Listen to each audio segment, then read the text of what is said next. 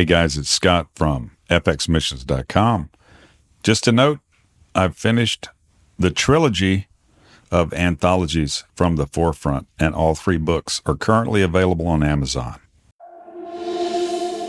Welcome to Foundational Missions Leadership Moment. Join your host, Scott McClelland of FX Missions, as he deep dives into the lives of leaders to glean secrets that will propel today's leaders to new heights. Here's Scott. Hi, Scott McClelland here for your FX Missions Leadership Moment podcast. Thanks for being with us. We truly appreciate your desire to improve, strengthen, and expand your leadership capacity.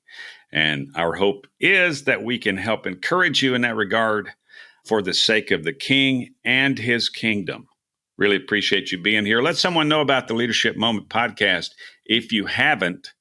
See if you can encourage them along their journey of growing in leadership. We're excited today to be joined by Lauren Roth. Lauren, good morning. Good morning.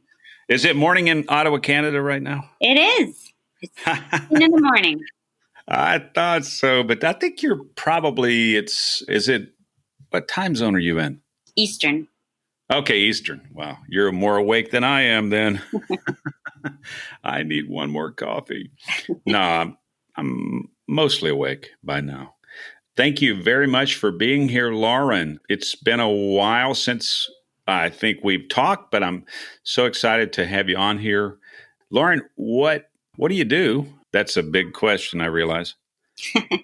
And what do you like? What do you do? What do you like to do? And what do you hope we don't talk about? I am a mom. I'm a wife. I'm very actively involved in our local church and our community. And I also serve as the International Director for Adventive Cross-Cultural Initiatives, which we usually refer to as ACCI, which is a mission sending organization. So we send out folks all around the world to serve. Wow. So that sounds like several big roles. That's Yes. Wow. Yeah. ACCI, Adventive Cross-Cultural Initiatives. At the end of the podcast, obviously, we'll wrap up and give some details about how to reach out to you with any questions or know more about ACCI. But I think that website is it ACCCI? It's adventive.ca. Adventive.ca. Yeah. Adventive.ca. Yeah. Yeah. Adventive's a real word. It is. It's uncommon, I'd say, but which is good. Yeah. It's a botanical term, actually. It's taking a plant and introducing it into a new environment. Wow. You guys are so creative over there. I can't take the credit for that. That was set in place by the board of directors at the very beginning. So they Very cool. Well, where do you guys have some missionaries? Just something comes to mind. I know you're in a number of countries, and you've got members that you guys take care of and support and send and all those things. What comes to mind when we talk about that? We have about roughly 85, depending on short-termers, which come and go. I would say on average about 85 long-term, short-term folks around the world, in countries in almost every part of the world, all over Asia. We have Thailand, and we have one that's actually just recently left China. We have folks in New Zealand.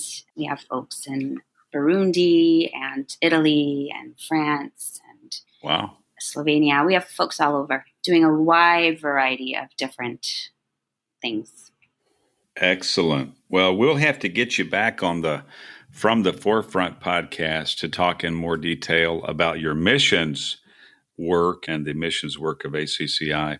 Please mark me down for that. We'll double back. But today we're talking about leadership. And when I'd reached out to you, you said that were a couple of people you had been inspired by, or someone that had informed your perspective on leadership. Now, I don't know who those are. You said a few came to mind, so I'm excited to find out who those are. But before we do that, tell us a little bit about your concept. When I mention leadership to you, what does that mean? It's been a journey for me trying to learn what that is, to be honest. I think I came into leadership green. I was in my last year of Bible school at Bethany College of Missions, it was called at the time. And Tony Hedrick, whom I know you know, was one of my professors and had invited me on my last year to come on as his assistant. He's just started this new missions organization called ACCI. Would I be his assistant? So I came on green at the ripe old age of 21 and and stepped in as the executive assistant to ACCI, and Tony was the executive director. To be honest, I knew nothing about leadership. Well, I shouldn't say nothing. I had held leadership roles in school and in youth group growing up, but not to this extent. So it's definitely been a journey. And in the more recent years, I turned 40 in December, and probably Congratulations. Thank you. Welcome. And it's taken a while, but the Lord did a radical shift in me probably about two and a half years ago. I felt the Lord really meet me in a very real way and began to challenge my view of myself as a leader, how I approached leadership, but also how I approached him and others, it kind of all encompassing. And I felt he really challenged it to a much more humble place and a much more intimate place. So I would say in the last 2.5 years or so, there's been a radical shift in how I approach leadership. And most of that would stem from, I felt the Lord invited me into a very intentional setting aside of my life and my schedule to meet. And it almost feels excessive sometimes, but to give excessive amounts of time of sitting at his feet and to lead from that place. So in the last few years, that's what I've been much more intentional to do. And I've noticed a huge shift in me and how I lead. Probably my husband has noticed a shift just in the way that I probably even interact with him. I've noticed a shift in how I interact with my kids. I haven't asked my staff, but that might be a good question to ask them. I wonder if they've noticed a shift. I don't know. I should ask them. So. Yeah. I got to say that's refreshing to hear. And I think, the invitation is open, right? Jesus said, "Come to me, all you who labor and are heavy laden, I'll give you rest. Take my yoke upon you and learn of me, for I'm humble and gentle, and you will find rest." So, we come to him and we get rest, and then we learn how to find rest in that engagement, in that yoke with him. Absolutely. Our perspective about bearing responsibility, burdens, if you will, gets transformed. Sounds like you had a good outcome there from that. Absolutely. Yes, very much. That's powerful. Thank you for sharing that. And I gotta say, once again, the invitation is open, for all of us that have responsibilities. The Lord wants to share those responsibilities with us, and he wants us to share his responsibilities as well. So I feel like that is going to be really impactful. There's an invitation there that is open. Yeah. Wow. I'm feeling it here, Lauren. Thank you. Do you mind if I just make a comment of one more thing about that? Is that okay? Please. The invitation came, I feel like it's probably good to say the invitation came because I had reached my ceiling. And I was aware that in almost every area of my life, I was not doing as well as I wanted to do.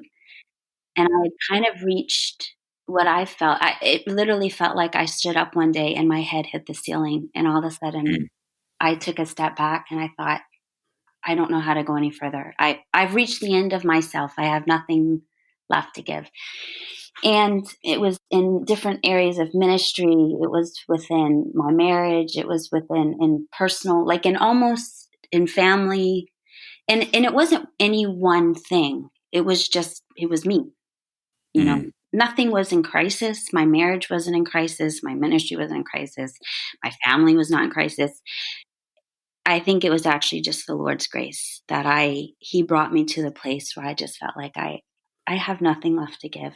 What do I do? And I remember sitting I had gotten up early. I'm a morning person, so I get up ridiculously early. And and I was sitting in the dark. I didn't even want the light on. I was just feeling so ashamed and so afraid of the fact that I didn't know where to go, how to go forward. Where do I go from here when I've come to the end of myself? What's left? And I remember I was sitting there in the dark with the Lord, and I said, Lord, I don't have anything left. What is it you want of me? And that was in that moment, I felt like the Lord whispered to me, that's beautiful. I love that. And I felt like he washed over me his truth in that moment of, I've been waiting for this, Lauren. I've been waiting for you to come to this point, and I'm here and I'm ready and I'm sitting with you. And there wasn't much more than that in that moment. Later on, as I began to seek the Lord, I think he opened up more. But that was exactly what I needed in that moment. He affirmed that I don't know that I'd ever been more beautiful, Scott, to him than I was in that moment. And that moment of complete vulnerability. And I get weepy even when I talk about it, because I felt like it was one of the rare times that I encountered with awe and with reverence and with wonder. It became so clear how beautiful and how great he is and how small I am in comparison. And it wasn't a place of shame anymore that, oh, I'm such a little me. It was a place of, he's enough. I'm not, but he is. And so for me, it was one of the first moments that I think I encountered his glory in a very, very personal, intimate, and deep way, which is often not how glory is talked about. Glory, the Shekinah glory, is often talked about in much, bigger, grander, seeing God face to face, Moses kind of moments. And for me, it was a very personal, very intimate, that it was that Hagar experience of God meeting Hagar in the desert. And she's naming that place, that altar point in her life, the God, this is El Shaddai Roy, the God who sees me. It was that kind of a moment for me. Wow. Thank you. That was powerful. And I think we sensed the power of what, in part of what you were sensing in that moment, and hearing you tell it, we get a feel for just the nearness of the Lord, and also how you can be surrounded by him, Yeah. in these types of engagements and these types of experiences. I'm a real fan of,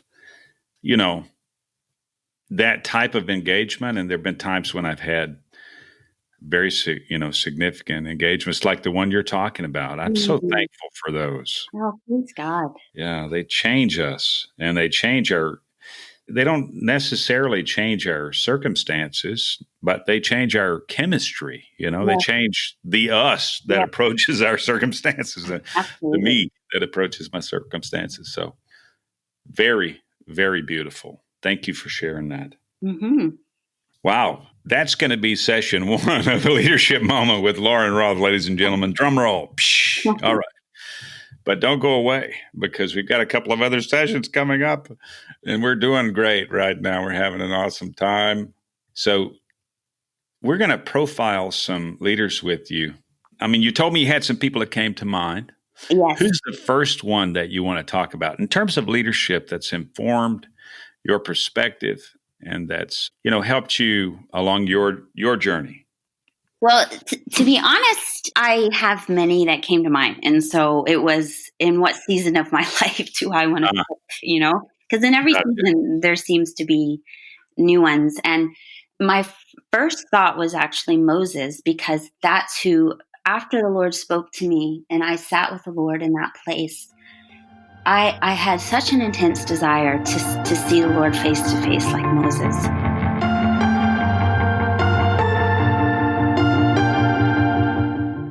Thank you for joining Scott with today's Leadership Moment. We hope you've apprehended an inspirational nugget or two that, when activated in your own life, will be imparted into those you lead. You may contact Scott at scott@fxmissions.com.